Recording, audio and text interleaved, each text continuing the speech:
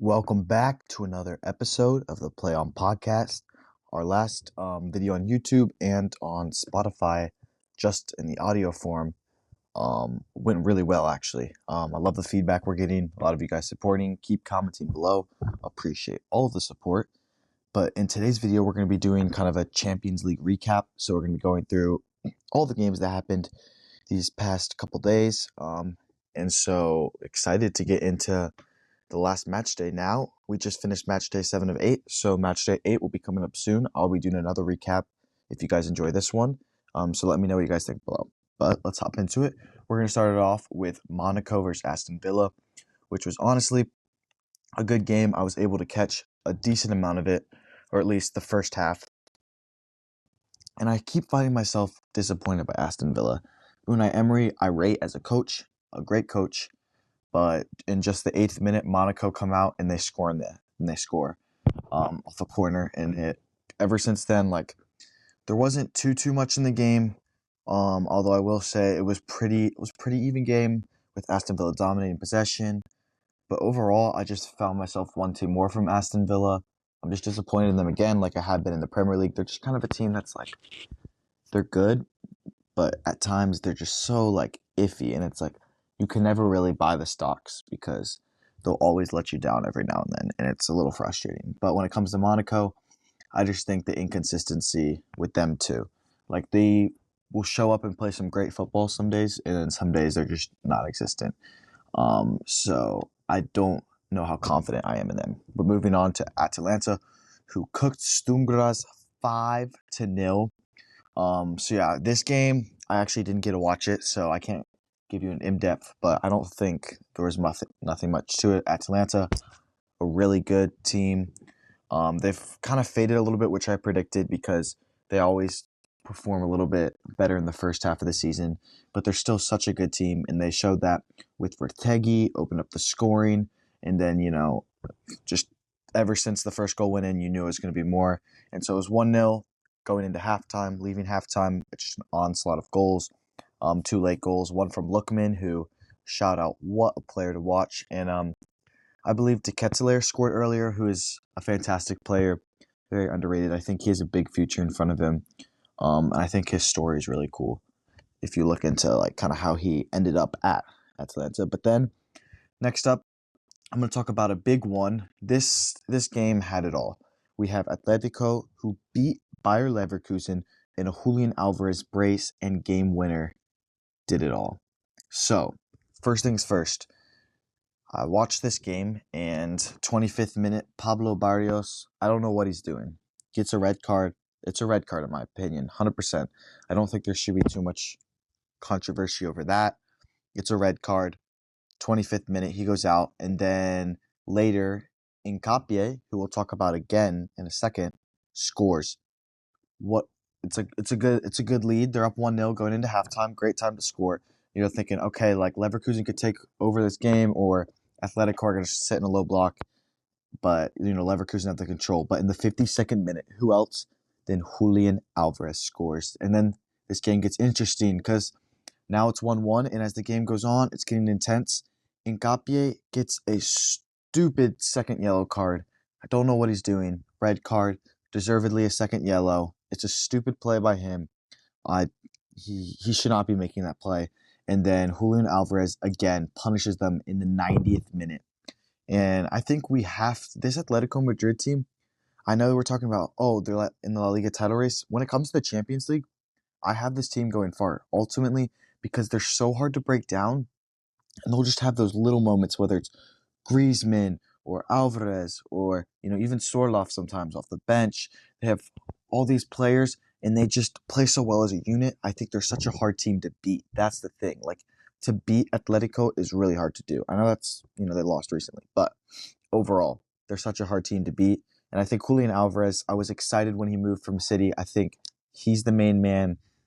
He's been cooking it up. Obviously, it took a little bit, but now he's such a player. And I think if he stays for a couple more years, he could be an Atletico Madrid legend. But moving on to a more of a shocking one, Dortmund actually lost to Bologna, and then their manager was sacked. I think it was after this game. But Dortmund, they're so frustrating. I mean, Champions League final last year, and then they're doing stuff like this. They, I want to see a new coach come in. But at the same time, it's just kind of like it's just so frustrating. I didn't watch this game. Give credit to Bologna. Some of these Serie A teams are definitely tough. Always, they play great football. Very tactical football. But I mean, come on, Dortmund. So frustrating to see that. And then another banger of a game. We had Barcelona Benfica 9-goal game. Raphinha game winner. What a game. We had a red card. We had 9 goals. Like, this had it all. And so, basically, Benfica were cooking. It's like, oh, like, this is going to be another upset. This is another one of those games where, Barcelona, where are you? Like, so inconsistent. And I still wouldn't say it was the greatest Barcelona game, but at the end of the day, they got the win, so I'll give them the credit.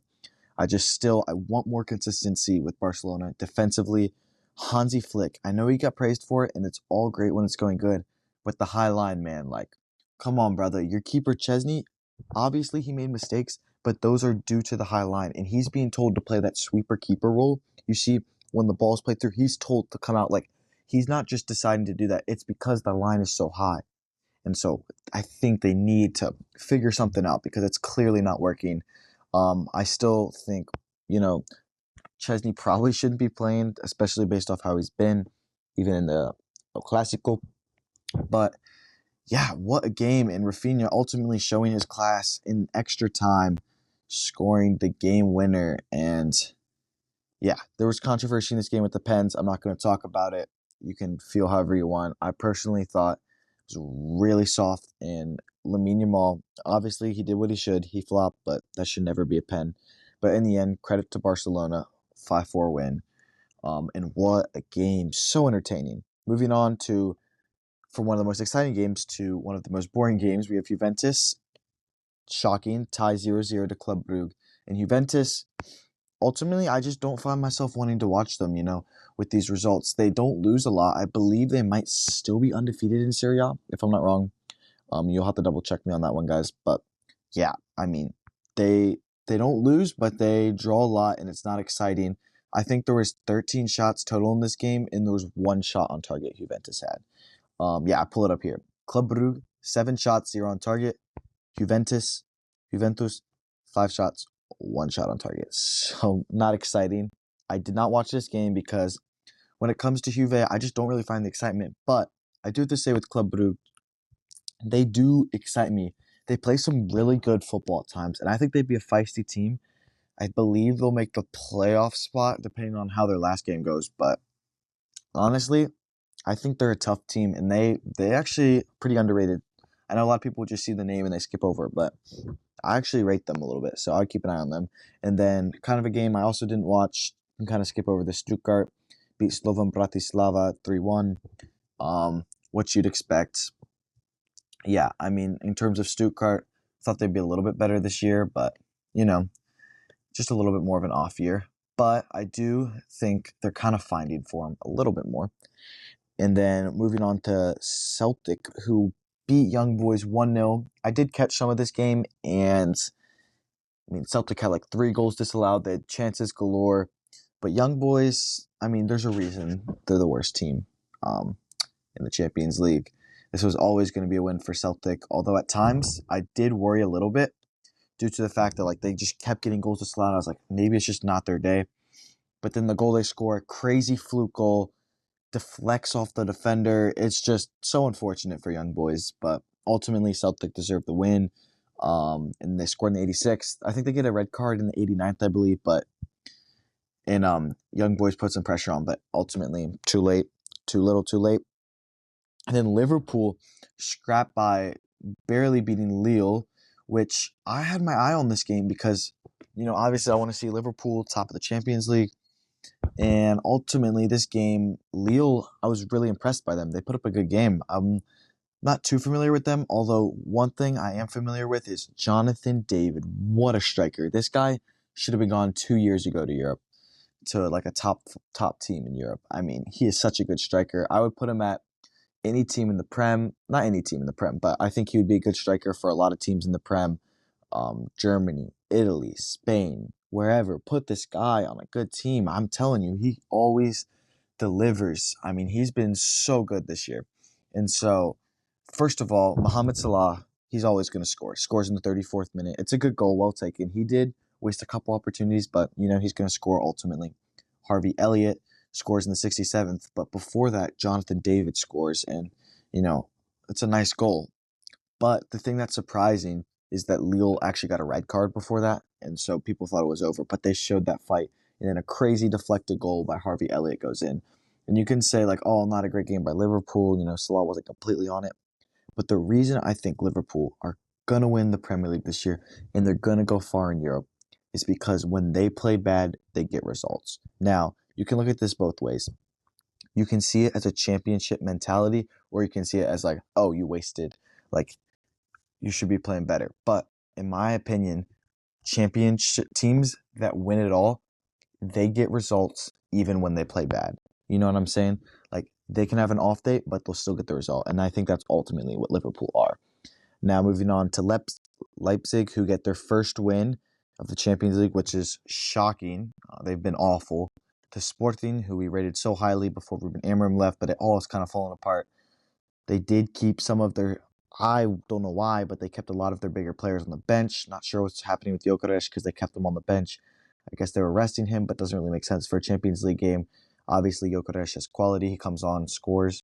Šeško scores for Leipzig too, and then Poulsen with the game winner in the 78th to respond to Gyökeres' tying goal in the 75th. I did not watch this game, but I did watch the highlights. And from what I could tell, it was a decently entertaining game. But yeah, ultimately two teams who I don't think will do anything in the Champions League. Šeško, though, I do rate him. I think he's a good striker. I think he's too inconsistent, but I think if he can develop a little bit or go to a better team, I think he will perform. And then next up, we got a shocking one. Bayern getting cooked 3-0. Bayern is so confusing. I mean, where to start on this one? They defensively, every time Feyenoord had a counterattack, they would play some beautiful passes, attack with pace, and they would end up scoring. Like almost, I feel like besides the penalty from Santi Jimenez, I think I know one of the goals was on a counter, but I believe the second one was too. In Bayern Munich defensively, Upamecano, but excuse me, guys, can't talk today. Specifically, King Min Jae. What are you doing? This brother was rated so highly at Napoli, and he's been, in my opinion, awful at Bayern Munich. Bayern Munich also, though, not only do they have defensive issues, I think they put up something like 30 shots. Here, let me check real quick. Yeah, they put up 30 shots, and they weren't able to score a single one. They had 80% possession, couldn't score a single goal. Feyenoord had 20% possession, and they beat them 3-0. That just shows that their effectiveness. But ultimately, Feyenoord won't go any farther. They haven't had a great Champions League. But I think this just shows what a struggle Bayern Munich is in. And ultimately, Jamal Musiala not showing up, which I rate him, and I'm a little disappointed in that. But I also think they do have something special there. Excuse me, with Elise, Musiala, Kane. I think that's a solid team. And so, yeah. Moving on, we only have a couple more. Stay with me, guys. We got Leao, who carried Milan past Girona 1-0. Not too much in this game. I thought Teo, he missed a poor chance. I still don't. Milan is just a mess, and I don't think a manager can fix that. And I think Conceição has done a good job so far, but ultimately, I think there's a deeper issue. It's the players, it's the way the club's run right now. It's just not awesome. But also, Pulisic not fully fit to start, so it's a good result. They didn't have their full squad. But yeah, Leao showing his class, and when Leao turns it on, that goal he scores is nice, cutting it back, the little chop. It's just, when he's on it, he's on it. He's gonna have his game. He just needs to be a little more consistent for me. And then moving on to probably the biggest one, PSG, Man City, both teams close to the playoff region. Some people even saying, they might not even qualify. This is a must-win game for each side. And while I still think City will qualify, they lose 4-2. 4-2, brother.